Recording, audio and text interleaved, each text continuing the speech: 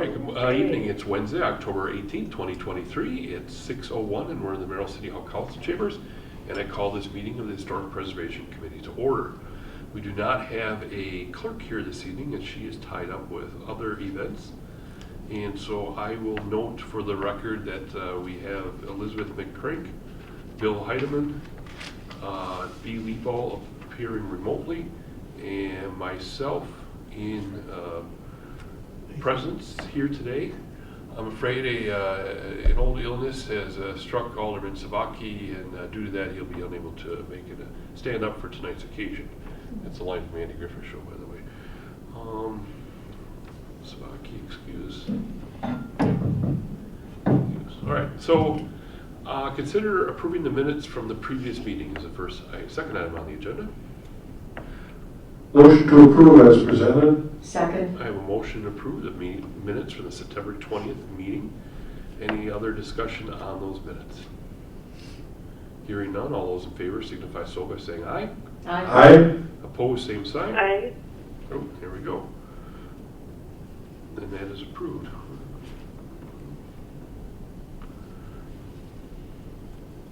Okay. General agenda items, discussion regarding historic homes and buildings. We'll start with the Legion Building story update, board update. So last month, you will recall that you authorized Mr. Donald Litzer to begin working for a signed storyboard for Normal Park. And I have availed myself, I have joined as his one and only committee member in return for him helping me get the Legion storyboard through the premier sign making people. So we are in progress. And he's experienced at it, so it will be done the right way as opposed to the way I would usually do it. I do not have a completion date for it yet, though. And that, of course, gives us an update to him as well. He has recently been laid up by some surgery, which has made it possible for him to continue doing his online work. And so we are moving forward for the Normal signed storyboard as well, although he's in charge of that. Okay. So two updates in one. There you go. We'll go to sub-item B, boy, update on virtual historic home building tour. Hallie Saval and the Merrill Community Media is updating us there. Hallie is unable to make this evening's meeting.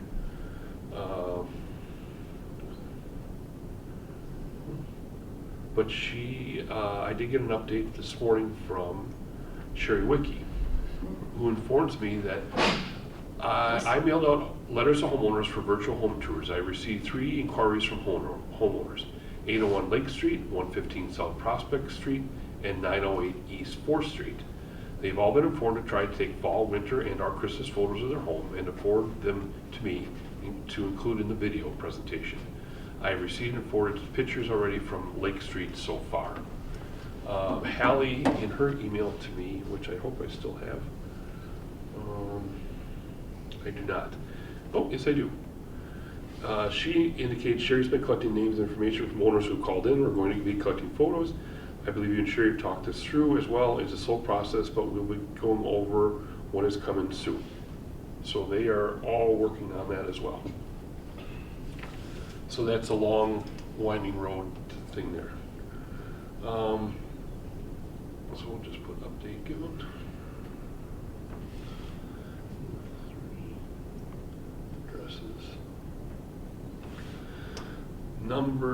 Letter C, discussion with AAC member Mike Robin, and he is apparently unable to make it this evening. I know I did speak to him last Thursday at the chamber banquet, and he was going to try to avail himself to be here tonight, but he's not able to. I did update him on what we're doing with the historic street signs, the videos for those, and the storyboards. He was very energized by that talk, and he's hoping obviously to get together with us soon. So I will ask the clerk to put agenda item C back on for our next meeting.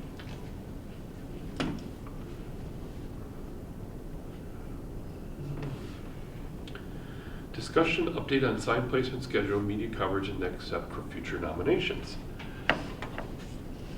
I I have to start this, preface this remarks by saying we forgot 2 signs. We do have a sign hanging, and that's for Clifford Tiny Krieger, Lake Senator for the area. And his family is well aware the sign is there in our dedication, what we're doing. And I think that they're having some internal discussions that they're not agreeing on. So as far as time, date, and that kind of stuff. I spoke to both of the children, and both are aware of what we're doing. They just haven't got back to me yet. But I did forget about the Senator. November 11th, I have to double check the time for that. I'll make sure we're notified. There's a whole slew of activities that day because it's Veterans Day and my Uncle Hank's birthday. And one of those steps is going to be dedication of the Russell sign. More importantly, this Monday at 12 noon, I will let board member Elizabeth McCrank speak about that. So, for the record, this Monday at noon, on the corner of Pope and Main Street? West First. West First. So just in front of the skateboard park. The sign honoring Mrs. Natalie Hannell Scribner is already in place and covered with the ceremonial cover. At noon, we'll be having the unveiling. The press release went out very kindly. The current director of the library sent that press release. And the Photo News had said that they would publish it, so I guess we'll find out tomorrow. And the library was able to find some pictures of her, so they provided that for the Photo News. There will be cookies and lemonade, refreshments in the cafe area of the library immediately following. But we selected, Lori and I walked the area, and we selected that particular sign because it is the most visible to traffic from all directions.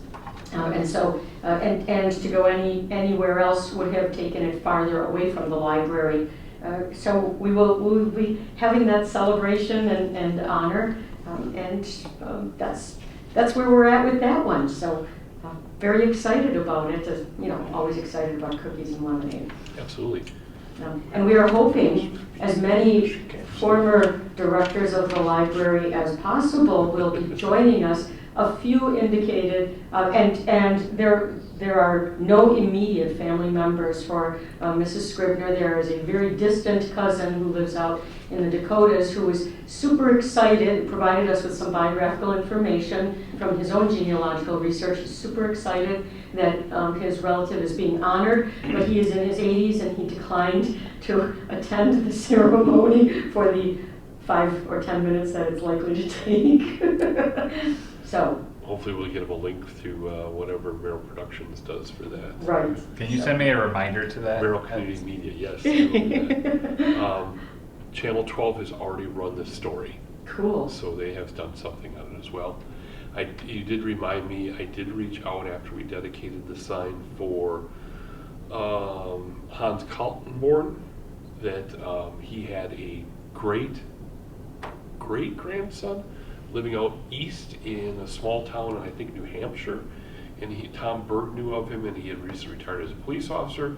I reached out to that agency. Everybody knew him. Everybody said they get the message to him, and I never heard back from him. So whether he's doesn't want to remember his great-grandfather, whatever, I don't know, great-uncle, whatever he was. So we did try with that one.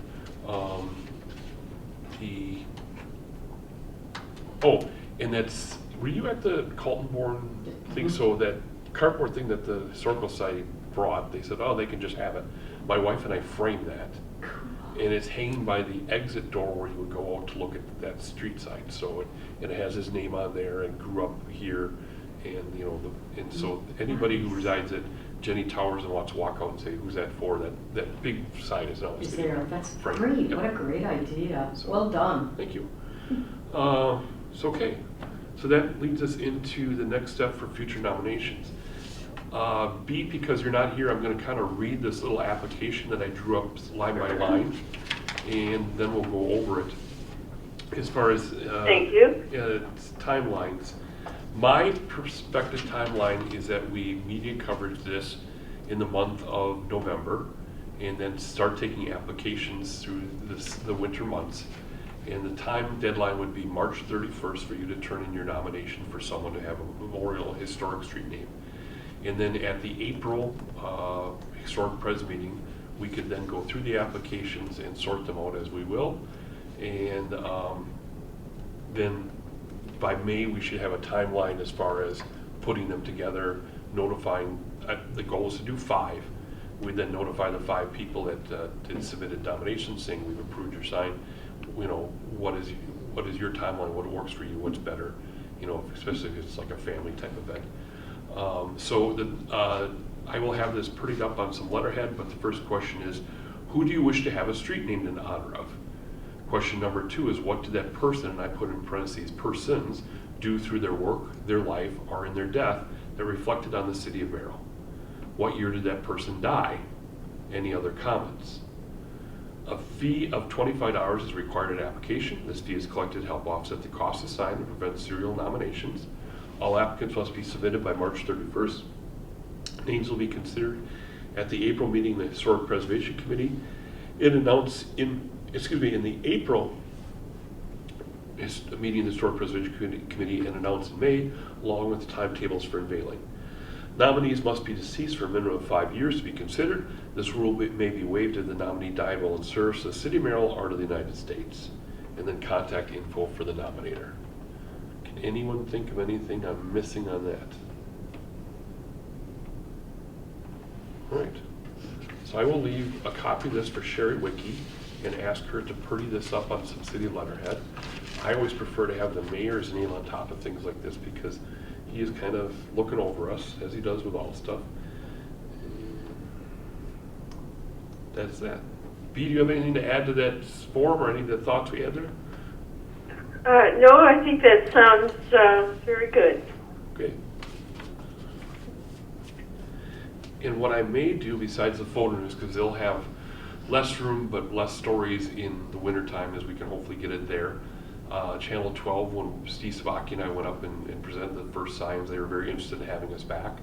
So we could hopefully get on a couple shows like that and talk about our process and hopefully get the ball rolling on that. Just a comment, I would think that the April meeting would be the pivotal meeting then for as far as picking people. Mm-hmm. So it might be nice to have some or all of those people that nominated somebody here.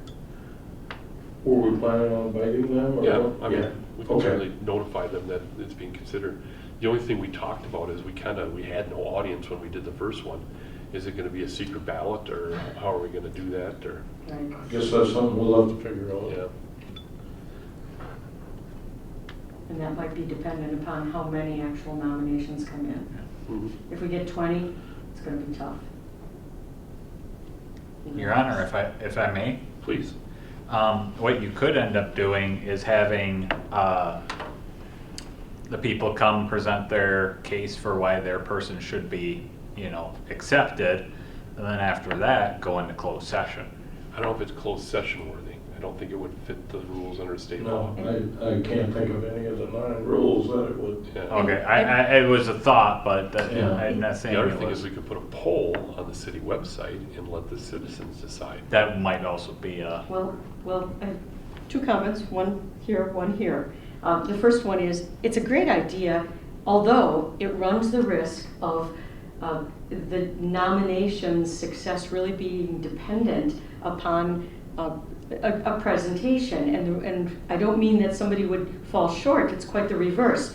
Every now and then, I'm one of those people who often is told that I have a way with words. Okay, so I can be very glib, I can be very persuasive. And if I were to do presentations, they'd have a pretty good chance of their success. And I feel like to some extent that would be a little unfair to other nominations. If you understand what I'm saying, is it gives a kind of an unfair advantage to someone who is nominated by somebody who is comfortable doing public speaking, whereas there may be somebody who's very historically worthy who's nominated by somebody who is very nervous about public speaking, and I would not want them to fall short as a result of a person being nervous. Which brings me to the second issue, and I I am trained as a professional historian, it's my field. I got a fairly good sense after 34 years of teaching history, of the notion of historical significance.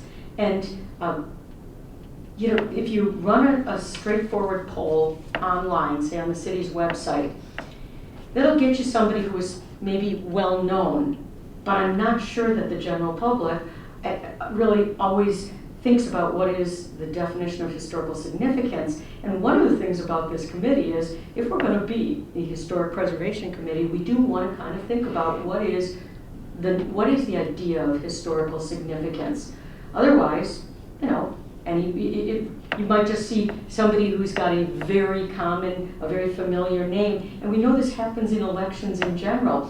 People look at a name and they say, oh, that looks like my cousin's name, and they vote for it, right? And so it would add in an element of perhaps serendipity, but also kind of raise the question of, well, what exactly are we trying to accomplish when we talk about people of historical significance? So I want to be a little careful about that and have a good conversation amongst us. Everybody who chooses to be on this committee chooses so because we're really into history and we do think about those things. So I would, at the risk of making it seem like, it would, be overly harsh, I think we'd want to have a committee conversation.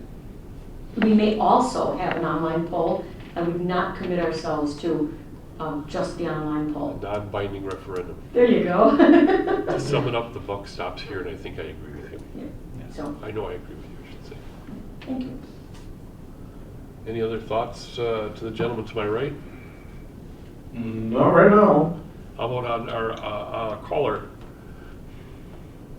I'm hesitant also about the poll thing. I mean, if a person, and we know there are people who might be nominated who, unlike Mr. Keltenborn, have dozens of relatives still in the area. And, it seems to give somebody like that a distinct advantage over somebody who perhaps moved here or for whatever reason doesn't have an immediate faction that would be supporting them. I agree. Although I suppose if the nominator was very glib, the nominator could take that and twist that and say, this person's historical significance this is the Abraham of Merrill. Everybody's descent. You see what I mean by how the presenter can address those things, and that's why we want to be careful about that. So I agree with you, B, and I think it's a good example also of, it's a committee conversation, I think. We don't want it to become a popularity contest. Right. Right. Yeah. Even though these historic people are very popular amongst us. Okay. Okay, I will give this That's application. just one more question. Would we, when I say we, I mean the committee members, would we have access to the applications prior to that April meeting? I would assume it would be in a packet. Okay. I for one would like to look over it, before the meeting, not Good point. have, I would assume we'd make it part of the packet. And then I guess my only other question, and, a lot of this hinges on whether we get 5 applications or, but, is it the intent that if we're shooting for 5, but if we get 5 and we don't think 2 of them are any good, we can do 3? Yes. I shouldn't say good, I should say qualified. Yes. Which leads me to I guess at some point we're gonna have to decide if we get more than 5, somebody doesn't make it or several don't make it, do they start over? Could the person resubmit it Yes. with another $25 Yes. next year? And, okay, thank you. Okay. That's not a one and done. You're not forever eliminated. So, Okay. cool.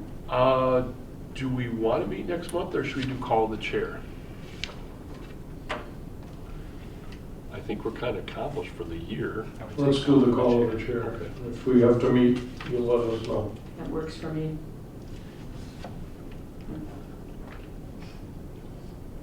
And I will touch base with Mike Robbins somewhere in between and we'll firm up a time to come see. All right, is there any members of the public that would like to make public comment? Public comment? Public comment. Last and final time.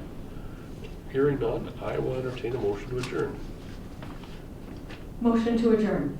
I will second that motion. Okay, motion been made and second to adjourn. All those in favor signify by saying aye. Aye. Aye. Opposed, Aye. aye. Same sign, and we are adjourned. Thank you.